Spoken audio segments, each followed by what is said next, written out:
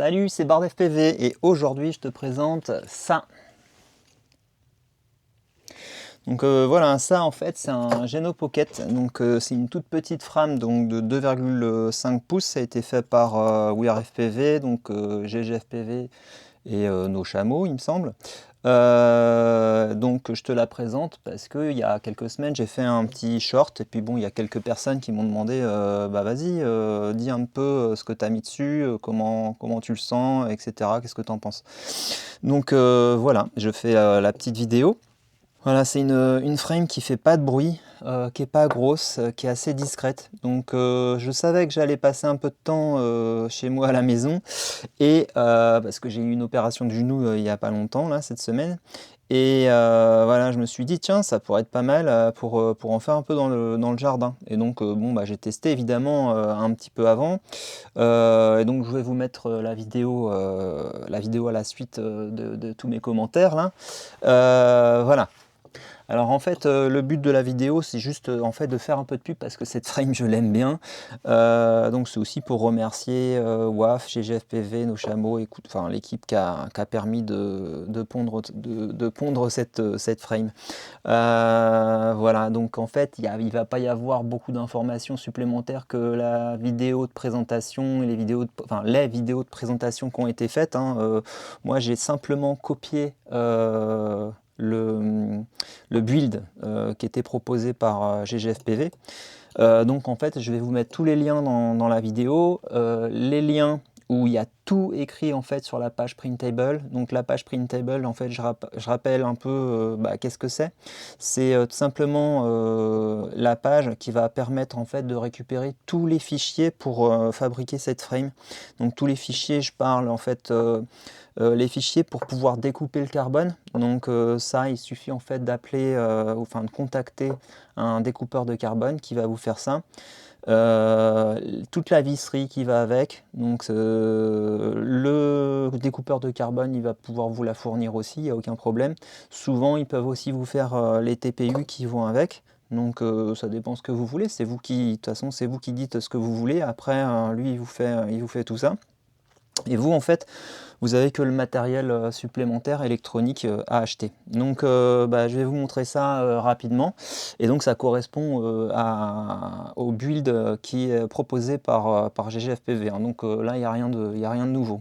Pour le VTX, c'est tout simplement un O4 Lite, donc O4 Lite avec ses avantages et ses défauts, hein. Donc avantage légèreté, super qualité vidéo. Par contre voilà, le FOV franchement il faut s'y habituer et c'est pas top. Après donc il y a peut-être des modifications à faire au niveau de la lentille, donc ça j'ai pas encore fait, je m'y suis pas penché, mais bon ça sera peut-être bientôt à faire. Ensuite, qu'est-ce que j'ai mis sur cette frame? C'est une IO, donc une IO 40 ampères, c'est cette IO là.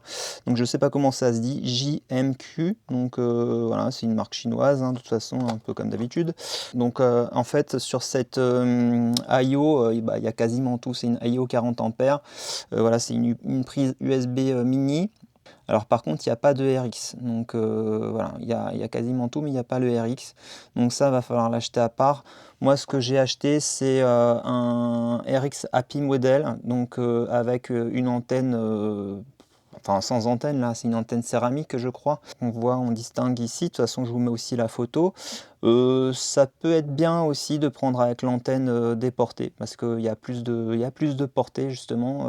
Bon, voilà, moi j'ai testé un petit peu en open field sur mon spot d'habitude, et puis voilà, je suis allé un petit peu loin et c'est vrai que la portée à certains endroits je vois vite que je dépasse un petit peu la limite, donc c'était pas très rassurant, surtout que j'ai des difficultés pour aller chercher les quads là en ce moment. Bon, après en hélice on voit ce que j'ai mis dessus, donc la marque en fait c'est pareil, j'ai suivi ce que GG a conseillé, c'est des IMAX et donc comment ça s'appelle, Havan, voilà, Havan Rush, voilà, 2,5 pouces, voilà, donc j'en ai acheté pas mal. Après je vous mets la liste et puis le coût, je crois qu'il y en a à peu près pour 250 €, donc je sais plus, mais ça va être marqué dans la vidéo, je vais le remettre. Voilà. Ensuite Au niveau des lipos, pareil, donc j'ai pris ce qu'il a conseillé, donc des Dogcom en 560. Donc j'en ai pris en 2S et puis en 3S.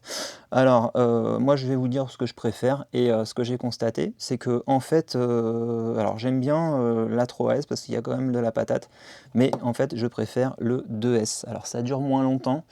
Un vol en 2S, allez, pour moi, ça vole plus de 2 minutes, entre 2 et 3 minutes, alors qu'en 3S, entre 3 et 5 minutes, on va dire. Sauf que le 2S, je me retrouve vraiment avec un feeling qui correspond beaucoup mieux à ce que je recherche. Il y a moins de prop wash, je pense, parce que en fait, c'est plus léger que la batterie, elle est plus légère. Elle est plus légère de 10 grammes, la 2S. Et en fait, ça fait vraiment beaucoup de différence. Je ne me rendais pas compte, mais pour un quad de cette taille, en fait, 10 grammes, ça permet déjà en fait, de changer le comportement du quad. Donc il y a plus de puissance en 3S, mais par contre, ça change un peu le comportement, il est plus lourd et du coup, le comportement, ouais, il est plus sain avec une Lipo 2S. Alors pour les moteurs, je vous mets une petite photo en visu. Là, les moteurs, c'est des Aircine Power 1203. Voilà, donc pareil, ce qui est conseillé par GGFPV, hein, et que vous allez retrouver sur la page Printable. En fait, ce qu'ils ont, ces moteurs, c'est que c'est des moteurs de 8000 kV, il me semble, donc qui correspondent tout à fait à la taille du quad, et voilà, qu'on l'a poussé nécessaire pour faire voler ce petit quad-là. Donc, alors après, je vais vous montrer le poids. Donc, alors hop, j'ai préparé ça, donc j'allume. Donc le quad à nu, juste avec les hélices, voilà, 84 grammes. Donc après, par contre, si je mets une Lipo 3S dessus, donc voilà, on va se retrouver à 127 grammes. Et si je mets simplement une Lipo 2S dessus, on va se retrouver à 113 grammes. Et puis, donc en fait, les grammes en plus, là, avec la Lipo 3S, je vous dis, ça fait une petite diff. Qui dans certaines figures et à certains moments, on sent vraiment en fait la différence, même s'il y a plus de puissance. Voilà, je vous dis, le comportement du quad, il est un petit peu plus... il n'est pas pareil. Donc moi, je préfère vraiment le 2S, même si franchement, ça se vole bien, hein, le 3S, c'est cool aussi. Voilà, bon, moi, c'est juste mon ressenti personnel. Donc après, en fait, le problème, donc ce que je vous parlais tout à l'heure, c'était le point faible du O3. Le point faible du O3, en fait, c'est le FOV. Donc où là, vraiment, on se retrouve, si on a l'habitude de voler avec le O4, hein, j'ai parlé le O4 Lite, donc c'est le FOV. Donc si on a l'habitude de voler comme d'habitude avec un O4 Pro ou un O3, en fait, on a l'habitude d'un FOV qui est assez large. Et là, en fait, c'est pas du tout le cas. Voilà, le FOV, il est vraiment petit. Alors, je me rappelle plus combien, mais par contre, voilà, on se retrouve avec un petit FOV et on n'a pas du tout les mêmes sensations que d'habitude. Et puis, il y a même en fait de la déformation sur les côtés, ce qui fait vraiment bizarre. Donc voilà, ça sera vraiment un point à améliorer pour le O4 Lite, mais bon, ça n'a rien à voir avec la frame, hein. C'est juste le O4 Lite. Donc, alors il y en a qui font des modes avec des lentilles, donc bon voilà, ça c'est adapté. Alors moi, ce que j'ai fait, j'aime bien les tilts qui sont un peu hauts. Donc ça c'est le TPU normalement qui est fait pour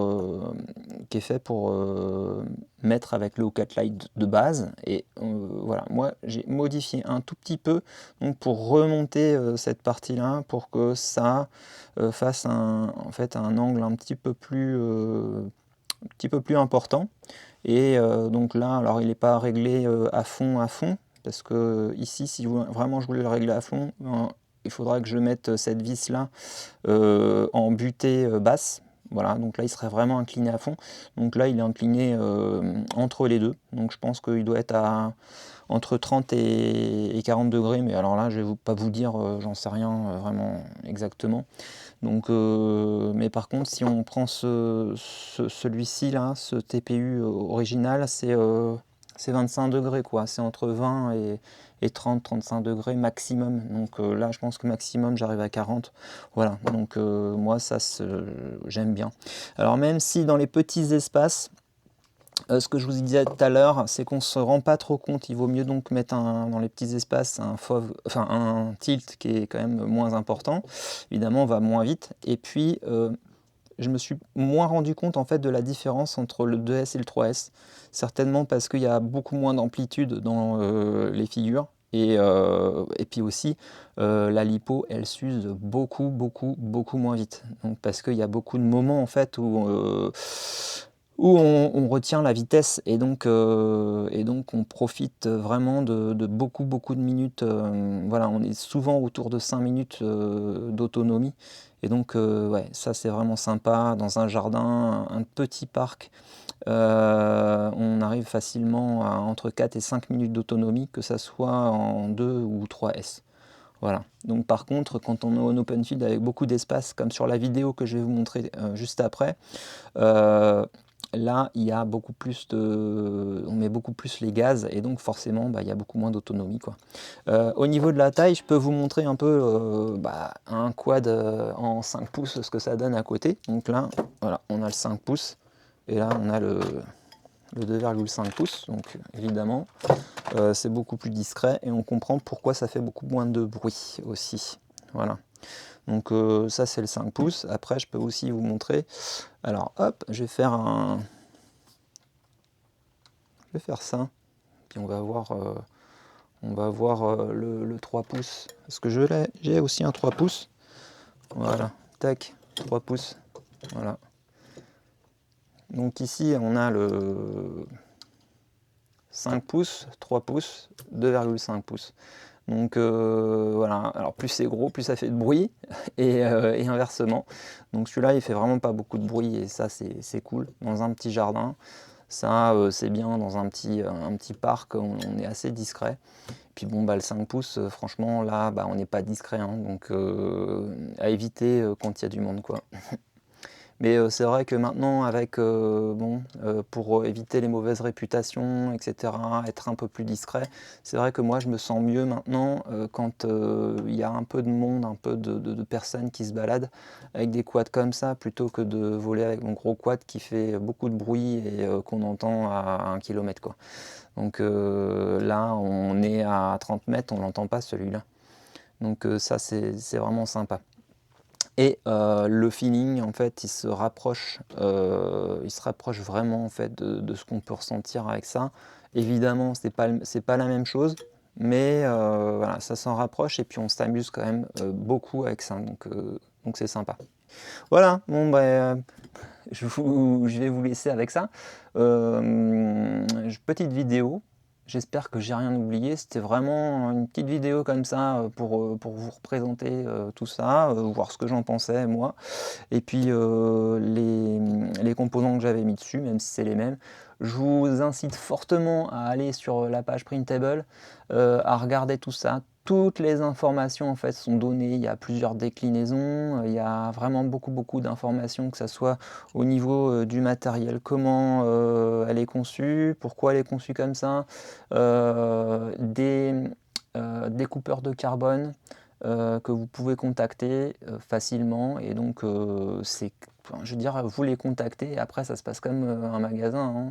Vous dites ce que vous voulez, pouf, voilà, hop, c'est tel prix, ok, c'est parti, on envoie, et puis la semaine prochaine vous avez votre frame. Après il faut commander euh, les, les composants. Donc les composants, oui, je vais vous mettre aussi une fiche drum build en fait, qui est sur le forum de WeRFPV, et voilà, normalement il y a des liens où vous allez pouvoir accéder à tout ça plus facilement. Donc ou sinon vous recherchez là ce que je vous ai dit.